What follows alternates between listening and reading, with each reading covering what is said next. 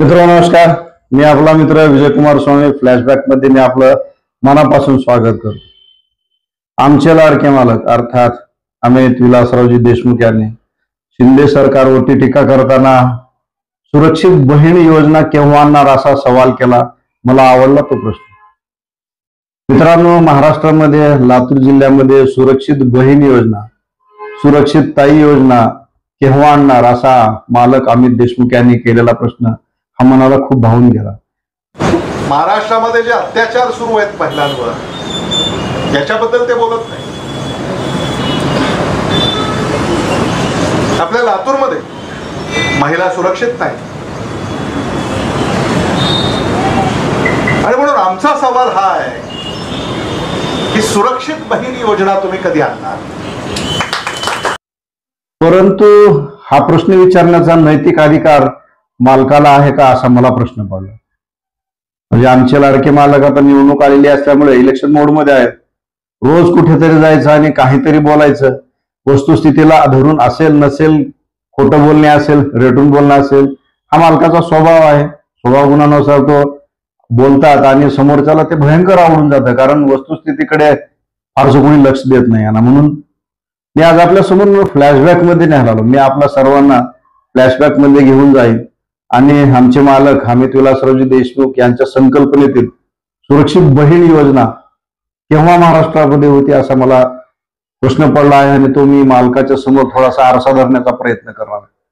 मालक 1999 पासून आजपर्यंत आपल्या सत्तेमध्ये, आपल्या सत्ता काळामध्ये राज्याचं नेतृत्व लातूर जिल्ह्याकडे होतं. तेव्हाही महाराष्ट्रामध्ये बहीण सुरक्षित नव्हती. लातूर जिल्ह्यामध्ये आजही बहीण सुरक्षित नाही. 25 वर्षाचा कालावधी लोटला. आपल्याला हा प्रश्न खूप उशिरा पडला. जेव्हा आपण सत्तेमध्ये नाही आहेत मालक, तेव्हा आपल्याला प्रश्न पडला की महाराष्ट्रामध्ये सुरक्षित बहीण योजना केव्हा आणणार. मालक मला आपल्याला थोडंसं आठवण करून द्यायचं आहे. ते म्हणजे 1999 मध्ये पूज्य पिताश्रींनी महाराष्ट्राच्या नेतृत्वाची सूत्रे हाती घेतल्यानंतर एक भयंकर खून प्रकरण घडलं होतं. एक तरुण महिला पत्रकार शिवानी भटनागरचा खून झाला होता. शिवानी भटनागर ही कोणाची तरी ताई होतीच ना. मुंबईत नीलम कात्रा नावाच्या एका महिलेचा सामूहिक बलात्कार आणि खून प्रकरण हे त्यावर खूप गाजलं होतं. त्याचप्रमाणे नागपुरात सोनाली मुखर्जी, मुंबईत प्रिया साटम, ज्योती चव्हाण हे काही हाय प्रोफाईल गाजलेल्या सामूहिक बलात्कारांच्या खुनाच्या घटना आहेत. मालक आपल्याला विसर पडला असेल, 1999 ते 2008 या काळामध्ये या महाराष्ट्राचं नेतृत्व कोणाच्या हातात होतं. आपण हा प्रश्न पूज्य पिताश्रींना विचारू शकला असताल की महाराष्ट्रातील बहीण, आमची बहीण सुरक्षित आहे का. आज जे शिंदे सरकारला विचारताय की सुरक्षित बहीण योजना केव्हा आणणार आहात, तेव्हा जर विचारलं असतं तर आजपर्यंतच्या काळामध्ये खूप मोठा बदल घडला असता. 1999 ते 2008 या कालावधी पूज्य पिताश्रींच्या हाती कारभार असताना मालक या महाराष्ट्रामध्ये बलात्काराच्या, सामूहिक बलात्काराच्या साधारण 15,000 घटना घडल्या. 15,000. महिलावरील अन्याय अत्याचाराच्या अन्य घटना वेगळ्या, सामूहिक बलात्काराच्या आणि बलात्काराच्या घटनांविषयी मी आपल्याला सांगतो. 15,000 या 15,000 मुली, महिला कोणाच्या तरी ताई होत्या, कोणाच्या तरी आई होत्या. ही गोष्ट मालक तुम्ही सोयीस्करपणे आज का विसरत आहात. मालक, महाराष्ट्रातील हाय प्रोफाईल खून प्रकरण, सामूहिक बलात्कारांच्या विषयातलं बाजूला राहू दे. 2009 ते 2024 या कालावधीमध्ये महाराष्ट्रामध्ये काय झालं हे आज मी आपल्या समोर मांडत नाही. लातूर जिल्ह्यामध्ये काय झालं होतं ते मात्र मांडण मिळत. मालक, आपल्याला आठवत असेल लातूरच्या माजी नगराध्यक्षांचा खून झाला. तो खून कुणी केला, कोणत्या पक्षाचे कार्यकर्ते होते असा मला प्रश्न पडला. मालक, ते काँग्रेस पक्षाचे कार्यकर्ते होते, ज्यांनी लातूरच्या पहिल्या महिला नगराध्यक्षाचा, एका दलित महिलेचा खून केला. कारण अतिशय किरकोळ होतं. त्या काँग्रेसच्या कार्यकर्त्यांनी तो खून केला होता. मालक, त्यानंतर एक घटना घडली होती 2014 मध्ये. आपल्याच घरातून एका मुलीला उचलून नेण्यात आलं होतं म्हणा, संमतीने गेली होती म्हणा, सहमतीने गेली होती म्हणा, कशी म्हणा, काँग्रेसच्याच कार्यकर्त्यांनी तिला लांब नेऊन अत्याचार केला, तिचा खून केला. ते हाय प्रोफाईल प्रकरण आजही कोर्टामध्ये चालूच आहे. त्या प्रकरणाची क्लिपही ऐकतो आणि तुमचं भाषणही त्याच्यासोबत ऐकतो. तुम्ही महाराष्ट्रामध्ये सुरक्षित बहीण योजना केव्हा आणणार असं विचारताना तर काँग्रेसची कार्यकर्ती, काँग्रेसच्याच अध्यक्षाने ठार मारण्याचं, सामूहिक अत्याचार करण्याचं प्रकरण हे 2014 मध्ये खूप गाजलेलं होतं. चॅनलला बातम्या आल्या होत्या, मी नाव घेत नाहीये, क्लिप चॅनलची ऐका. आणि म्हणून आमचा सवाल हा आहे की सुरक्षित बहीण योजना तुम्ही कधी आणणार? कल्पना गिरी, युवक काँग्रेसच्या लातूर विधानसभा मतदारसंघाची सरचिटणीस, ही धडाकेबाज कार्यकर्ती त्या ठिकाणी आपले जे नेते आहेत अमित देशमुख त्यांच्या वाढदिवसाच्या कार्यक्रमानिमित्त या एकमत भवन मध्ये आली. ज्या एकमत भवन मधून काँग्रेसची सत्तेची सगळी सूत्र हलतात.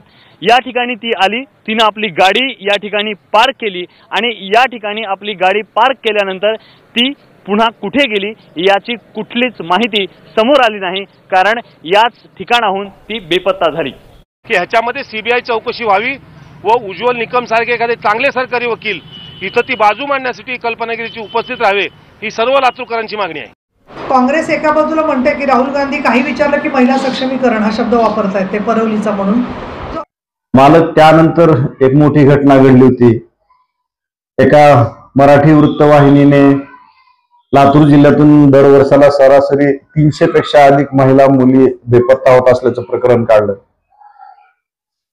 आठवतच असेल ते तुम्हाला, आठवत नसेल तर ही क्लिप ऐका. लातूर शहरामध्ये 300 मुलींची तस्करी झालेली आहे. शहाणे नावाची काँग्रेस पक्षाची ही कार्यकर्ती 300 मुलींची तस्करी हा फुले शाहू आंबेडकरांच्या महाराष्ट्रामध्ये होणं. ऐकलं मालक, लातूर जिल्ह्यातून 300 महिला मुली बेपत्ता होण्याच्या प्रकरणाच्या मागे सूत्रधार कोण होता? काँग्रेसची कार्यकर्ती होती, जी आपल्यासोबत अनेक स्टेज शेअर केलेली होती. त्या 300 मुली कोणाच्या ताई, बहीण, आई होत्या का नाही? बरं, हे लातूर मधलं होतं प्रकरण. तर सुरक्षित बहीण योजना इथे कुठे गेली? आपल्या ज्या संवेदनशील मनाला अशा वेदना होत आहेत, महाराष्ट्रामध्ये महिला मुलीवरील अत्याचाराचं खूप मोठं वाढलेलं आहे आणि शिंदे सरकार सुरक्षित बहीण योजना केव्हा? लातूर जिल्ह्यातून 300 मुली, महिला वर्षाला बेपत्ता होतात. त्यांचं पुढे काय? मला तुमच्या मनामध्ये कालवाकाल होते की नाही माहित नाही. ज्यांच्या घरातली मुलगी, महिला गेली आहे त्यांच्या मनाला काय वेदना होत असतील, कधी प्रश्न पडला आहे तुम्हाला? नाही. पण आज शिंदे सरकारवरती टीका करताना हा आपल्याला प्रश्न पडला की लातूर जिल्ह्यामध्ये, महाराष्ट्रामध्ये ताई सुरक्षित नाही. ताई लातूर जिल्ह्यामध्ये कधी सुरक्षित होती? आपल्या लातूरच्या बहिणी, आपल्या लातूरच्या माता कधी सुरक्षित होत्या? तुमच्या राज्यामध्ये सुरक्षित होत्या का? मला प्रश्न पडला आहे. वस्तुस्थितीकडे डोळे झाक आपण का करताय? ज्या बेपत्ता झाल्या त्या आमच्या माता भगिनी, त्यांच्याविषयी तुम्ही कधी बोलत नाहीत. आज बोलताय महाराष्ट्राच्या राजकारणावरती, महाराष्ट्रामधल्या गुन्हेगारीवरती, लातूर जिल्ह्यातल्या गुन्हेगारीवर तुम्ही कधी बोलत असताना कधीच बोलणार नाही, कारण कार्यकर्ते तुमचे होते. लातूर जिल्हाच तुमचा आहे. अत्याचार करणारे हे काँग्रेसचे. मी ह्याच्या 3 घटनांचा उल्लेख केला, त्या संदर्भात बोलतो. काँग्रेसच्याच कार्यकर्त्यांनी केलेले उठाठेव तुम्हाला माहित नाही, अशातला प्रकार नाही. कोर्टात जाता जाता फक्त राहिलंय आपलं, दोघांची नावं आली होती कोर्टामध्ये, फेटाळली याचिका म्हणून राहिलं ते. नाहीतर आपल्याला सुद्धा होत्या चक्रा. नॅशनल क्राईम रेकॉर्ड ब्युरोच्या नोंदीनुसार मालक, महाराष्ट्रामधून 3 वर्षामध्ये जवळपास 2 लाख मुली, महिला बेपत्ता आहेत. मालक, हा कालावधी आहे आपण लातूर जिल्ह्याचे पालकमंत्री असताना राज्याच्या मंत्रिमंडळामध्ये एक जबाबदार मंत्री म्हणून आपण काम करत असताना महाराष्ट्रातून 2 लाख महिला मुली बेपत्ता होतात. आपल्या संवेदनशील मनाला कुठल्याही वेदना का झाल्या नसतील असा प्रश्न मला पडतो आहे.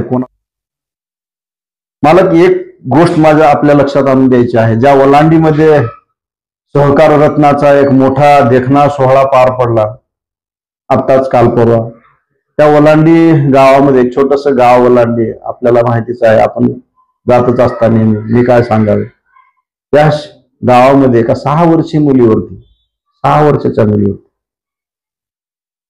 अत्याचार झाला.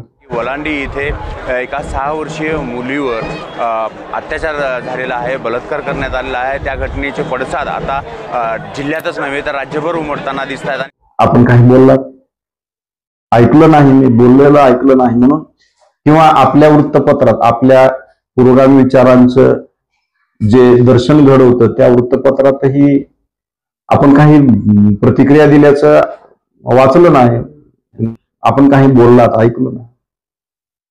मालक, आमचे धाकटे मालक लातूर ग्रामीणचे आमदार यांच्या मतदारसंघातील औसा तालुक्यातील भेटा या गावामध्ये जी भयंकर दुर्घटना घडली, भयंकर।